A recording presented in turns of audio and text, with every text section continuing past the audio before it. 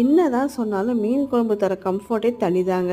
ஏன்னா இன்னைக்கு மீன் குழம்பு வச்சோம்னா மதிய சாப்பாட்டுக்கு நைட்டு டிஃபனுக்கெல்லாம் ஊற்றி சாப்பிட்டுக்கலாம். மீதமான மீன் குழம்பு இன்னுமே அமிர்தமா இருக்கும். அடுத்த நாளைக்கு பழைய சோறுக்கும் களிக்கு தொட்டு சாப்பிட்டா சொர்க்கங்க. இன்னைக்கு காலையிலே ஃப்ரெஷ்ஷாக கொஞ்சம் மீன் கிடைக்கவும் வாங்கிட்டு வந்தாச்சுங்க. மண்டையும் தலையும் போட்டு குழம்பு வச்சுட்டு நடுப்பகுதியே மசாலா போட்டு பிரட்டி கொஞ்ச நேரம் ஊற வைக்கலான்னு பார்த்தா நேரம் இல்லை. சரி தோசை டவலை போட்டு ஃப்ரை பண்ணிட்டு லஞ்ச் பாக்ஸே பேக் பண்ணி கொடுத்து விட்டாச்சு. மண்டையில முடி இருக்கோ இல்லையே வீட்டில் எங்கே பார்த்தாலும் முடியாதான் இருக்கு. வீடு கூட்ட போனால் குப்பையோட முடிதான் ஜாஸ்தியாக இருக்குது.